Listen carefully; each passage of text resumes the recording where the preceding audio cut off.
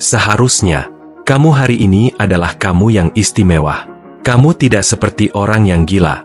Kamu hanya sangat sering memberi dan membantu seseorang secara berlebihan, yang tidak pernah benar-benar melihatmu, bahkan sedikit pun belum tentu bisa membantumu. Dan anehnya, saat kamu mulai sadar, saat kamu mulai menarik kembali dirimu, justru kamu yang dianggap berubah. Kamu yang dibilang keras, bisa juga menjadi dingin dan atau terlalu sensitif. Padahal, kamu hanya sedang belajar menghargai dirimu sendiri, bukan? Dalam hidup ini, khususnya dalam hubungan kita, seringkali disesatkan oleh ide bahwa pengorbanan itu mulia, bahwa semakin kamu diam, semakin kamu menjadi dewasa, semakin kamu bertahan, kamu semakin menjadi laki-laki. Tetapi mari kita ajak pikiran ini beristirahat sejenak. Mari kita melihat dengan jujur, tanpa mengumbar basa-basi. Jika kamu terus-menerus masih dianggap remeh, apa itu cinta atau apakah cinta itu hanya ilusi? Kalau kamu tidak bisa bicara tanpa dipojokkan, kalau kamu tidak boleh marah tanpa ditinggalkan lalu, siapa sebenarnya yang disalahkan?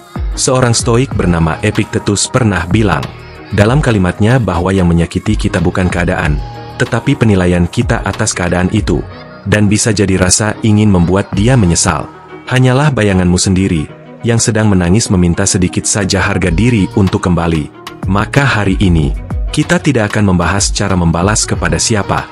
Kita akan membongkar rahasia. Kenapa kamu selalu ingin membuat dia menyesal? Kenapa dalam diammu bisa menjadi kekuatan? Kenapa melepaskan bukan bentuk kalah, tapi langkah awal untuk menjadi seseorang yang bahkan dia pun tidak akan sanggup menyentuh lagi? Dan kalau kamu sudah siap, jangan lupa untuk berlangganan channel ini dan tonton video ini sampai akhir. Karena bisa jadi, narasi ini bukan sekadar konten, tapi pintu keluar dari luka yang tak kamu ucapkan selama ini. Tenang saja, mari kita mulai dari pertanyaan paling sederhana. Kapan terakhir kali kamu benar-benar merasa dihargai? Adapun poin pertama, kekuatan dari harga diri diam-diam. Mungkin kamu akan mulai sadar ada sesuatu yang tak lagi bisa kamu toleransi. Bukan karena kamu berubah jadi lebih egois, tapi karena kamu mulai paham satu hal sederhana. Dirimu bukan milik siapapun untuk dipermainkan. Kita sering salah kaprah soal harga diri. Dikira itu soal gengsi, atau kekuatan palsu untuk tampak hebat di depan orang yang pernah meremehkan kita. Padahal harga diri bukan tentang membuat dia menyesal. Sebuah harga diri adalah tentang menyadari bahwa kamu tidak seharusnya menjadikan rasa sakit sebagai rumah tinggal. Dan yang mungkin terpenting adalah bisa jadi kamu masih menunggu dia meminta maaf. Akan tetapi mari kita jujur sebentar. Bukankah penantian itu justru membuatmu semakin lupa caranya menghargai dirimu sendiri? Epictetus pernah bilang, biarkan dia menjadi aturan umum. Katakan saja hanya yang perlu dikatakan. Itu bukan sekadar nasihat untuk irit bicara, tapi pengingat. Pengingat bahwa tak semua hinaan pantas mendapat jawaban. Dan tidak semua luka harus ditunjukkan untuk bisa dianggap nyata. Harga dirimu tidak ditentukan oleh siapa yang menyukainya, atau siapa yang memilih pergi. Ia ditentukan oleh bagaimana kamu memilih tetap berdiri, bahkan ketika dunia ingin kamu berlutut. Scene ceritanya begini, kamu duduk di sudut kafe yang biasa kalian kunjungi dulu. Saat yang bersamaan dia lewat, tak menoleh dan anehnya kamu juga tidak ingin menoleh. Bukan karena sakit hati, tapi karena kamu tahu itu bukan lagi tempat kamu menaruh harapan. Seperti yang dibahas di awal tadi, kita tidak selalu ingin membalas apa yang mereka lakukan. Kadang kita cuma ingin dipahami dan saat tak ada yang memahami maka kita belajar jadi orang pertama yang melakukannya untuk diri sendiri. Rolf Mayay menyebut ini sebagai keberanian untuk mencipta karena menghargai diri sendiri. Adalah sebuah bentuk kreativitas paling jujur. Bukan tentang membangun citra, tapi membangun makna baru dari reruntuhan harga yang pernah diremehkan. Lalu kamu akan bertanya, bagaimana kalau aku terlalu tegas dan dianggap arogan? Maka jawabannya, bisa jadi mereka akan bilang kamu benar-benar berubah. Tapi bukankah perubahan adalah tanda bahwa kamu tidak lagi nyaman dijadikan tempat pembuangan ego mereka? Dalam banyak kasus yang terjadi, orang yang terlalu sering mengalah akhirnya kehilangan jati dirinya sendiri. Peneliti menyebut ini sebagai penurunan self-efikasi. Ketika kamu merasa tak mampu mengatur hidupmu karena terlalu sibuk menyesuaikan diri dengan orang lain. Dan seperti air yang terus mengalir ke gelas yang sama, kalau gelas itu tak pernah kosong untuk menerima, bukankah kamu cuma membuang waktu? Lalu bagaimana jika dia kembali saat kamu sudah selesai membuktikan bahwa kamu bisa tanpa dia? Itu mungkin terjadi, tapi pertanyaannya, apakah kamu masih peduli? Harga diri adalah satu-satunya milik yang tidak bisa diberikan orang lain padamu. Ia tumbuh pelan-pelan di ruang-ruang yang sunyi saat kamu memilih tidak membalas tapi juga tidak tunduk padanya. Dan kalau sekarang kamu merasa dirimu terlalu kecil untuk dihargai, mungkin itu bukan karena kamu tak berharga, tapi karena kamu terlalu sering menaruh harga itu di tangan pemilik yang salah.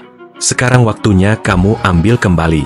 Bukan untuk menyombongkan, tapi untuk melindungi. Karena ketika kamu tahu betapa berharganya kamu tak akan membiarkan siapapun membayar dirimu dengan omongan murah. Tatapan meremehkan atau cinta yang tak pernah cukup dewasa untuk menjaga itulah harga dirimu. Dan seperti yang akan kita bahas di poin berikutnya, kadang harga itu tidak perlu dijelaskan. Cukup kamu simpan dan biarkan diamu yang menjelaskan segalanya. Poin kedua adalah tampilkan ketidakpedulian. Diam-diam saja sudah cukup. Ada momen ketika kamu berhenti menunggu, bukan karena sudah tidak peduli sepenuhnya, tapi karena kamu akhirnya sadar. Terlalu peduli pada orang yang mempermainkanmu adalah sia-sia dan hanya akan membuatmu kehilangan harga diri yang kamu bangun dengan peluh dan luka. Kita sudah membahas sebelumnya soal harga diri, dan di titik ini ketidakpedulian bukan lagi pelarian tapi sebuah pilihan utama untuk sadar. Kamu pernah tahu rasanya menunggu satu pesan yang tak kunjung datang, membalas dengan hati-hati agar tak terlihat terlalu ingin, dan akhirnya kamu mulai mengenali pola itu. Semakin kamu peduli, semakin kamu dipermainkan. Itu bukan namanya sebuah cinta. Itu mekanisme kendali. Ada satu hal yang tidak banyak orang pahami, bahwa diam bisa lebih menyakitkan daripada kata-kata. Dan ketika kamu tidak lagi bereaksi, saat itulah kekuatanmu mulai terasa. Bukan karena kamu lebih dingin, tapi karena kamu lebih sadar. Kebanyakan orang salah paham tentang ketidakpedulian. Mereka pikir kamu sudah mati rasa, padahal kamu justru sedang hidup lebih jernih dari sebelumnya. Menurut Seneca, penderitaan tidak datang dari apa yang terjadi, tapi dari bagaimana kita menanggapinya. Dan mungkin yang dulu membuatmu hancur bukan karena sikapnya, tapi karena kamu masih memberi ruang dalam hatimu untuk segala yang dia lakukan. Tapi kini kamu telah berhenti dari segalanya. Bukan sebagai pembalasan, tapi sebagai perlindungan terhadap dirimu sendiri. Ada yang bilang ketidakpedulian adalah bahasa paling keras dari cinta yang kelelahan. Bisa jadi sema yang dianggap itu benar, karena di saat kamu tak lagi menjelaskan, tak lagi bertanya, dan tak lagi menunggu, disitulah kamu sedang menyampaikan segalanya tanpa sepatah kata pun. Secara neurologis otak pun akan beradaptasi.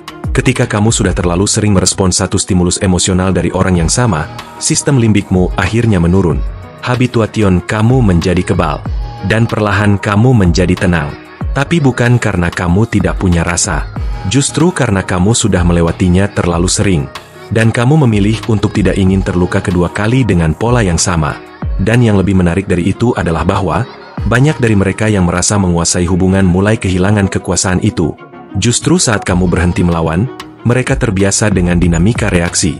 Mereka memberi tekanan, kamu bereaksi. Mereka menghilang, kamu mencari. Tapi ketika tidak ada reaksi, dunia mereka perlahan runtuh. Kamu tidak sedang balas dendam. Kamu sedang mencabut kuasa mereka atas emosimu.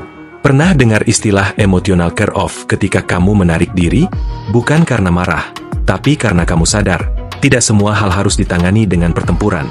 Kadang kamu hanya perlu keluar dari gelanggangnya agar mereka bisa bertarung dengan bayangannya sendiri. Dan jika kamu pernah mengalami diamnya seseorang yang dulu kamu anggap hangat, kamu pasti tahu betapa sunyinya luka yang tidak mampu dijelaskan. Kini kamu jadi sumber keheningan itu. Dan jika dia mulai merasa cemas, jika tiba-tiba dia mulai bertanya, kenapa kamu tak lagi bicara? Maka mungkin saat itulah dia mulai mendengar gema dari semua perlakuannya sendiri. Semua tentu ada risiko. Mungkin dia akan menyebutmu dingin, sombong atau kejam. Tapi pertanyaannya bukan itu sebuah pertanyaannya, apakah kamu lebih memilih disebut kejam? Atau kembali menjadi seseorang yang terus-menerus dihancurkan dengan cara yang halus? Kamu tahu jawabannya? Dan jika masih ada rasa yang tersisa, biarkan saja tinggal di sana sebentar. Tapi jangan biarkan dia mengatur langkahmu lagi. Karena ketika kamu menampilkan ketidakpedulian yang sehat, kamu sedang menyampaikan satu hal. Kamu tidak akan membiarkan siapapun lagi memegang kendali atas hatimu. Dan jika egonya cukup tinggi untuk tidak menyadarinya, biarkan, karena kamu sudah cukup dewasa untuk tahu bahwa rasa peduli yang tidak dihargai adalah bentuk cinta yang layak kamu kembalikan ke dalam dirimu sendiri. Kita lanjut nanti. Tapi sebelum itu tenangkan pikiranmu dan simpan keheninganmu. Karena kadang yang benar-benar merusak ego seseorang bukan kalimatmu tapi ketidakpedulianmu. Poin yang ketiga. Rengkuh keterlepasan sepenuhnya. Akan ada satu momen yang mengubah segalanya. Bukan ketika kamu berteriak, bukan saat kamu menangis, tapi ketika kamu hanya menatap lalu memilih pergi tanpa drama, tanpa pamit, tanpa adanya sisa dendam dalam hatimu. Itulah titik di mana sesuatu dalam dirimu tumbuh. Sesuatu yang tak lagi bergantung pada pengakuan, tak lagi menagih penjelasan. Karena saat kamu benar-benar melepaskan, bukan hanya dia yang kehilangan, tapi kamu yang akhirnya utuh. Dan ini bukan perkara sok kuat, atau sok cuek. Ini soal kematangan, soal kesadaran, bahwa apapun yang terus kamu genggam tanpa balasan, pada akhirnya hanya akan menyakiti dirimu sendiri. Lepas bukan berarti kalah. Lepas itu kadang justru kemenangan paling diam.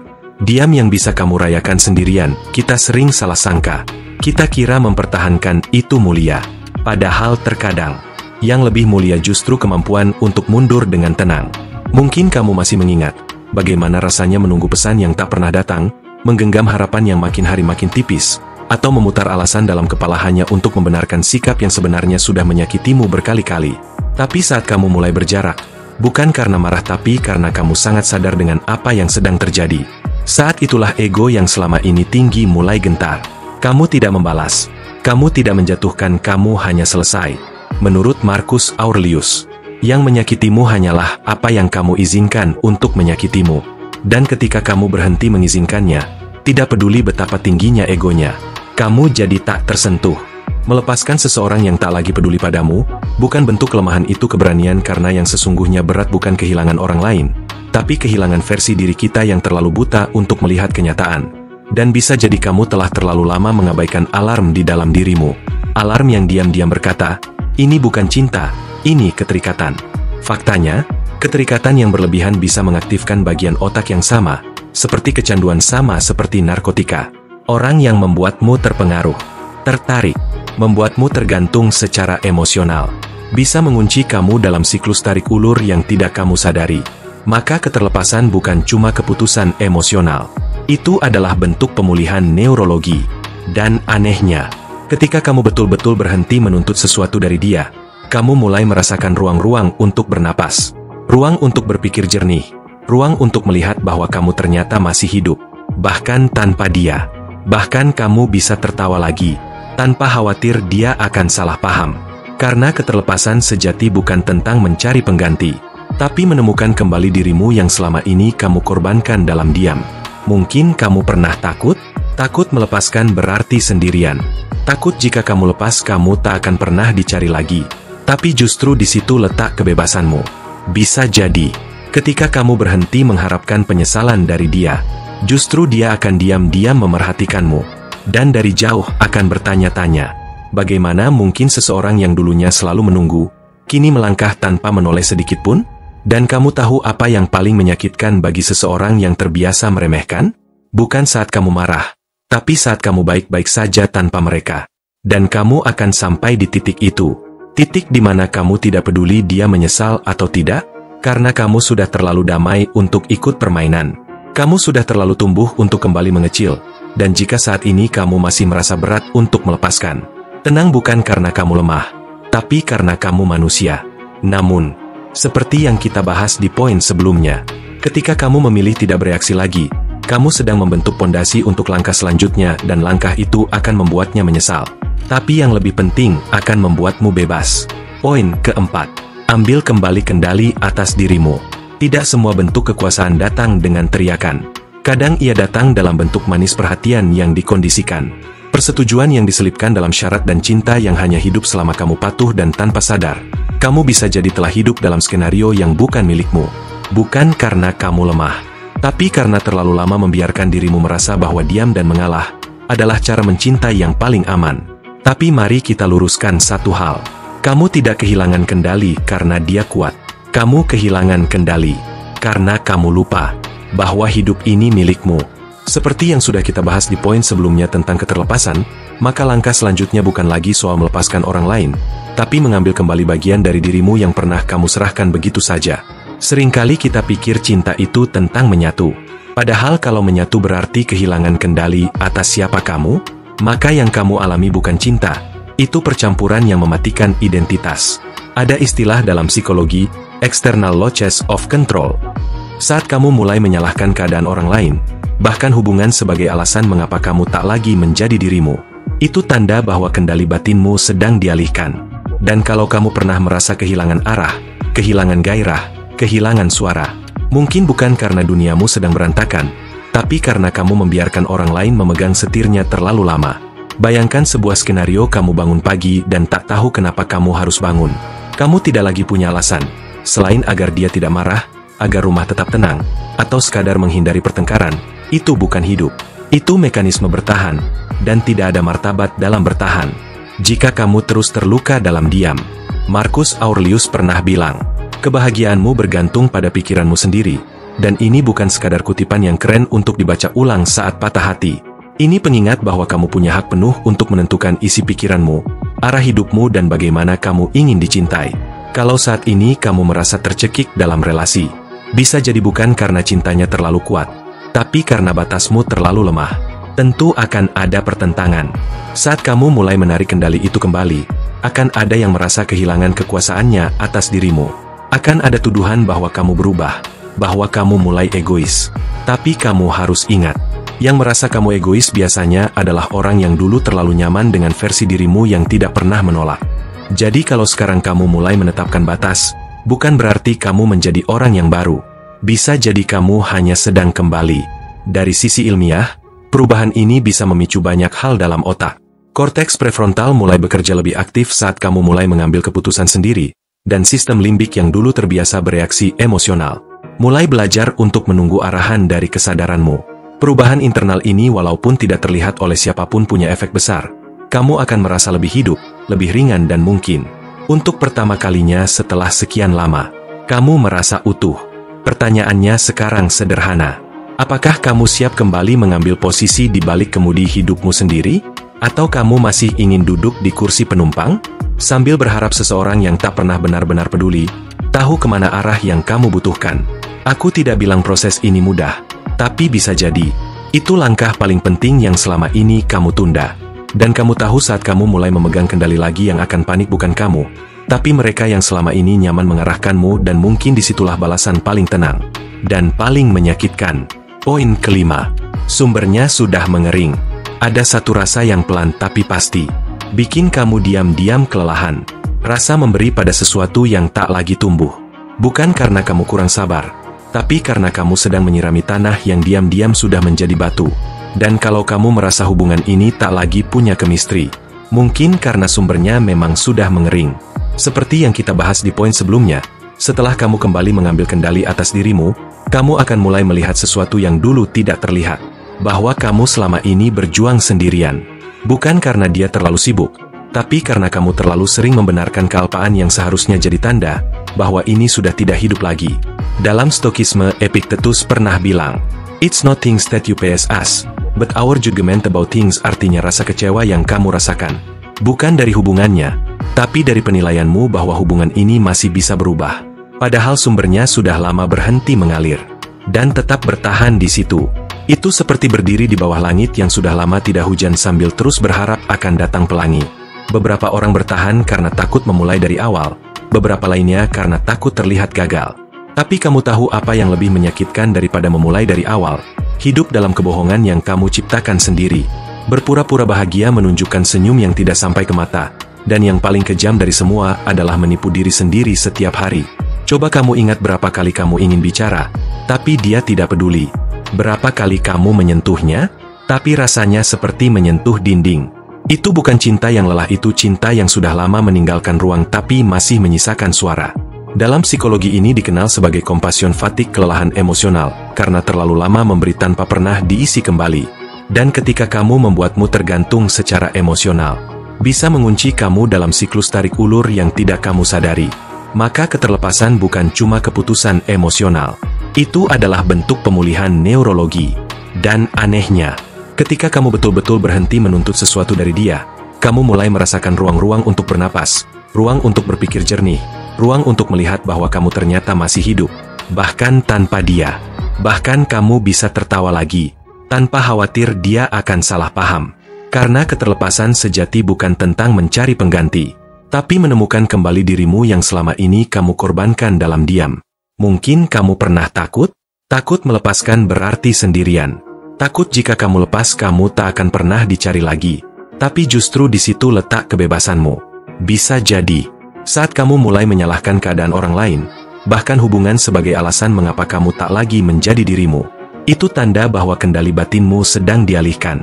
Dan kalau kamu pernah merasa kehilangan arah, kehilangan gairah, kehilangan suara, mungkin bukan karena duniamu sedang berantakan, tapi karena kamu membiarkan orang lain memegang setirnya terlalu lama. Bayangkan sebuah skenario kamu bangun pagi dan tak tahu kenapa kamu harus bangun. Kamu tidak lagi punya alasan selain agar dia tidak marah, agar rumah tetap tenang, atau sekadar menghindari pertengkaran. Itu bukan hidup. Itu mekanisme bertahan dan tidak ada martabat dalam bertahan. Jika kamu terus terluka dalam diam, ini pengingat bahwa kamu punya hak penuh untuk menentukan isi pikiranmu, arah hidupmu dan bagaimana kamu ingin dicintai. Kalau saat ini kamu merasa tercekik dalam relasi, bisa jadi bukan karena cintanya terlalu kuat, tapi karena batasmu terlalu lemah. Tentu akan ada pertentangan. Saat kamu mulai menarik kendali itu kembali, akan ada yang merasa kehilangan kekuasaannya atas dirimu. Akan ada tuduhan bahwa kamu berubah, bahwa kamu mulai bosan dengan keadaan ini. Apa yang harus aku lakukan setelah semua ini? Jawabannya sederhana. Peluk kekosongan itu, biarkan ia jadi ruang baru untuk kehidupan yang kamu desain sendiri. Karena kekuatan sejati bukan tentang siapa yang kamu perjuangkan, tapi seberapa berani kamu melepaskan. Yang tidak lagi memilih untuk tinggal. Poin ke-6. Utamakan dirimu sendiri. Ada saatnya kamu harus duduk diam dan jujur pada dirimu sendiri. Bukan tentang siapa yang lebih dulu pergi, bukan tentang siapa yang paling menyakiti, tapi tentang satu hal yang sederhana. Kapan terakhir kali kamu memilih dirimu sendiri? Kita terlalu sering diajarkan untuk jadi baik. Terlalu sering diminta untuk mengerti orang lain, sampai lupa untuk mengertikan dirimu sendiri. Kalau kita sendiri pun perlu dimengerti. Dan sialnya banyak dari kita justru bangga saat bisa mengorbankan diri untuk orang lain meski dalam diam. Kita pasti merasa begitu lelah. Kita merasa bangga karena masih bisa tersenyum, padahal jauh di dalam kita begitu hancur dan terpukul. Seperti yang kita bahas sebelumnya soal melepaskan. Melepaskan bukan sekedar tentang meninggalkan, tapi juga soal kembali memeluk dirimu sendiri, yang mungkin sudah terlalu lama kau abaikan. Epictetus bilang, jika kamu menggantungkan kebahagiaan pada orang lain, maka kamu telah menyerahkan jiwamu. Dan jika kita jujur, bukankah kita sudah melakukannya terlalu sering? Bayangkan kamu berdiri di depan seseorang yang selama ini kamu puja. Lalu kamu tanya, jika suatu hari aku tidak ada, apakah kamu benar-benar kehilangan sesuatu? Kalau jawabannya menggantung atau sekadar senyum basa-basi, maka mungkin jawabannya adalah tidak. Tapi sekarang coba balik pertanyaannya ke dirimu. Kalau aku kehilangan diriku sendiri demi dia, siapa yang akan mencariku? Karena tidak semua orang akan peduli saat kamu hancur. Bahkan orang yang kamu cintai pun kadang terlalu sibuk mencintai dirinya sendiri. Maka jika kamu menunda untuk memilih dirimu karena takut dianggap egois, cobalah ingat tak akan ada yang bisa kamu beri jika hatimu sendiri masih kosong. Dalam hubungan yang timpang, kodependensi muncul diam-diam. Kamu selalu jadi yang menyesuaikan, kamu jadi penengah, kamu jadi pelindung, dan kamu jadi korban dari standar yang kamu buat sendiri. Dan saat kamu mulai berkata tidak, mereka akan bilang kamu berubah. Tapi siapa bilang kamu wajib hidup untuk menjadi versi ideal dalam bayangan orang lain?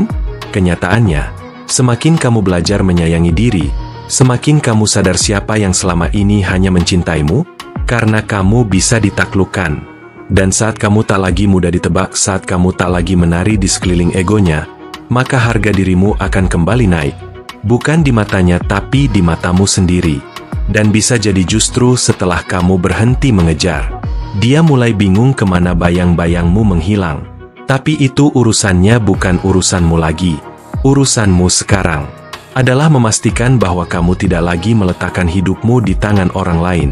Karena hidupmu terlalu berharga untuk hanya jadi pelengkap cerita orang lain. Jadi jika ada satu hal yang bisa kamu lakukan malam ini, bukan balas pesan dia, tapi peluk dirimu sendiri dan ucapkan, aku memilihmu lagi. Dan mulai dari situ semuanya akan berubah. Poin ke-7. Bangun kehidupan di luar hubungan. Pernah terpikir tidak olehmu? Bagaimana kalau hidupmu ternyata baru benar-benar dimulai justru setelah dia pergi? Bukan karena kehilangan itu indah, tapi karena untuk pertama kalinya, kamu tidak lagi hidup di bawah bayang-bayang siapapun. Seperti yang kita bahas sebelumnya, soal memilih dirimu sendiri. Kali ini waktunya kamu membangun sesuatu yang lebih dari sekadar pulih. Bukan untuk menunjukkan apa yang dia lewatkan, tapi untuk menunjukkan apa yang selama ini kamu sembunyikan dari dirimu sendiri. Bayangkan pagi yang tidak lagi kamu isi dengan cek notif, siang yang tidak diwarnai overthinking soal dia lagi ada di mana, dan malam, dia sedang bersama siapa, yang akhirnya sunyi, tapi tidak menyakitkan. Kamu bangun, kerja, nonton, ngopi, baca buku, olahraga. Bukan buat dipamerin ke dia, tapi karena itu semua buat kamu. Karena seperti kata Marcus Aurelius, hidup ini terlalu singkat untuk dijalani sebagai bayangan orang lain. Kita diciptakan untuk menjadi pribadi yang tumbuh, bukan terikat dan stekisme bilang menjalani hidup selaras dengan logos akal sehat universal. Artinya kamu punya hak kodrati untuk berkembang. Akan tetapi kenapa banyak yang takut? Karena selama ini, kita diajarkan bahwa hidup itu lengkap kalau berpasangan. Padahal seberapa banyak orang yang punya pasangan, tapi jiwanya hampa. Biasanya kita ngotot mempertahankan seseorang, karena tanpa sadar identitas kita ikut melekat di sana. Kita jadi pasangannya siapa? Bukan lagi dirinya. Siapa? Dan waktu hubungan itu hilang, kita merasa ikut hilang. Inilah kenapa penting banget untuk bangun kehidupan yang utuh. Di luar relasi, di luar validasi. Bukan berarti kamu anti cinta, tapi kamu sadar hidupmu bukan berpusat pada hubungan. Kamu tetap bisa cinta tanpa kehilangan arah. Dan anehnya, saat kamu tidak lagi berharap-harap dia kembali, semesta mulai memperhatikanmu. Satu persatu peluang kecil datang. Dunia yang dulu kamu pikir akan gelap tanpanya mulai menyala. Tapi kali ini cahayanya datang dari dalam dirimu sendiri. Studi psikologi menyebut orang yang membangun rutinitas mandiri setelah relasi toksik, menunjukkan peningkatan signifikan dalam kepercayaan diri dan fungsi otak eksekutif. Kamu mulai berpikir lebih jernih, membuat keputusan tanpa emosi berlebihan dan lebih tahu mana yang layak kamu perjuangkan. Tentu mungkin akan ada sepi di awal, tapi itu sepi yang sehat, sepi yang jadi ruang untuk kamu kenali ulang siapa dirimu. Dan bisa jadi saat kamu sibuk merancang masa depan, dia mulai bingung karena kamu tak lagi ada di masa depannya. Tapi itu bukan lagi masalahmu. Yang penting sekarang kamu tahu kemana akan melangkah, dan kamu tahu bahwa hidupmu bukan milik siapa-siapa, kecuali milikmu sendiri. Poin ke-8. Lanjutkan hidup. Ada satu momen yang seringkali kita hindari. Bukan karena kita belum siap, tapi karena kita takut dunia benar-benar berjalan tanpa dia. Tapi coba tanya pelan ke dirimu sendiri. Bukankah dunia ini memang tak pernah berhenti bahkan saat hatimu patah? Seperti yang kita bahas di poin sebelumnya tentang membangun kehidupan di luar hubungan. Kali ini waktunya untuk melangkah tanpa menoleh ke belakang. Tanpa berharap ada tangan yang menarikmu kembali. Bukan karena kamu kejam, tapi karena kamu akhirnya sadar bahwa terus berdiri di depan pintu yang tak pernah dibuka adalah bentuk pengkhianatan paling diam terhadap dirimu sendiri. Dan anehnya ketika kamu mulai benar-benar menjalani hari tanpa bayangannya, tanpa stalking, tanpa cek story, tanpa pura-pura cuek, padahal masih menunggu. Yang kamu rasakan bukan hampa tapi ringan. Ada lapisan tipis yang lepas dari dadamu. Mungkin itu luka, mungkin itu harapan kosong, atau mungkin itu beban yang sejak lama kamu kira cinta. Epictetus pernah bilang, kita hanya akan bebas saat tidak lagi menunggu perubahan dari orang lain.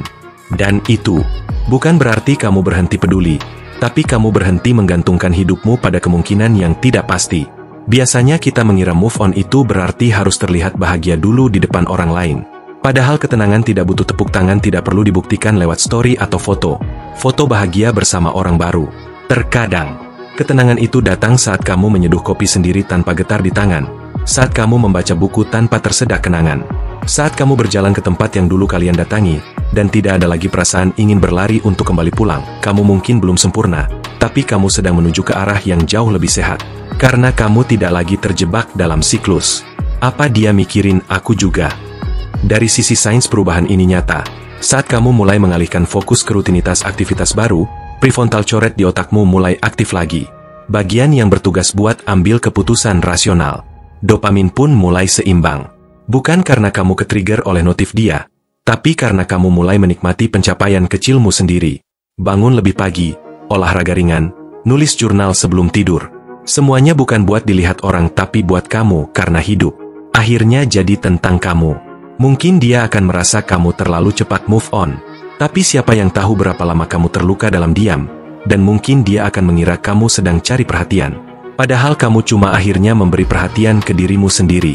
Dan di satu titik nanti saat kamu benar-benar tidak lagi menunggu apapun, saat kamu tidak lagi penasaran dengan hidupnya, kamu akan tahu bahwa kamu sudah benar-benar hidup, tanpa dia, tanpa beban, dan tanpa perlu pembuktian apa-apa lagi. Poin penutup. Kesimpulan. Ada saatnya kamu berhenti menjelaskan bukan karena tak lagi punya kata-kata, tapi karena kamu sudah tak butuh didengar oleh orang yang tak pernah benar-benar mendengarkan dan mungkin di titik ini, kamu sadar bahwa semua ini bukan tentang membuat dia menyesal, tapi tentang membuat dirimu tak lagi butuh pengakuan itu. Seperti yang telah kita lalui dari awal, tentang harga diri, tentang kendali, tentang keterlepasan dan keberanian untuk memilih dirimu sendiri. Semuanya bukan tentang mengalahkan dia, tapi tentang menyelamatkanmu dari permainan yang kamu tak lagi ingin mainkan. Karena jika kamu masih ingin membalas, maka kamu masih bermain di lapangan yang sama. Marcus Aurelius pernah mengatakan bahwa apa yang benar harus dilakukan tanpa peduli apakah hal itu akan dimengerti atau dibalas oleh orang lain. Dan mungkin itulah yang paling berat. Menyudahi bukan karena lelah, tetapi karena sadar. Sadar bahwa kamu punya kuasa untuk tidak membalas, untuk tidak mencari penyesalan itu, dan untuk tidak ikut tenggelam dalam dramanya.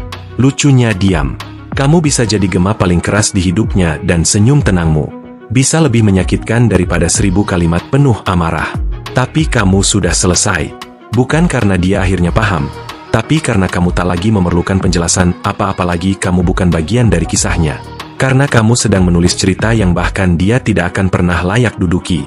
Secara ilmiah ini bukan sekadar motivasi murahan. Otak kita ketika mengambil keputusan dengan sadar dan tenang mengaktifkan area prefrontal cortex, bagian yang mengatur pengendalian diri, rencana jangka panjang dan kejelasan arah. Bukan amigdala yang bekerja saat kamu masih penuh emosi. Jadi kalau kamu bisa menutup cerita ini tanpa dendam, tanpa ingin menunjukkan diri, itu artinya kamu sudah menang?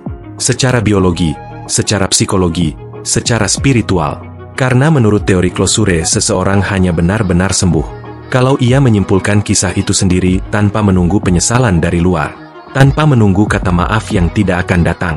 Dan yang paling sering terjadi, dia baru akan sadar saat kamu benar-benar berubah. Saat kamu tidak lagi membalas. Tidak lagi diam karena menunggu, tapi diam karena kamu sudah berjalan terlalu jauh untuk menoleh ke belakang. Sekarang coba bayangkan, kamu berdiri di tengah jalan sepi, dengan matahari yang mulai turun dan tidak ada siapa-siapa di sekitarmu. Hanya kamu dan langkahmu. Apa kamu masih ingin berbalik arah hanya untuk menunjukkan bahwa kamu lebih baik? Atau kamu terus berjalan karena kamu tahu di depan sana ada versi dirimu yang tidak akan bisa dia jamah lagi? Terima kasih sudah ikut sampai akhir. Kalau kamu merasa kalimat-kalimat ini berbicara untukmu, kita sudah saling menemukan dan mungkin waktunya kamu memilih hidup yang benar-benar milikmu sendiri.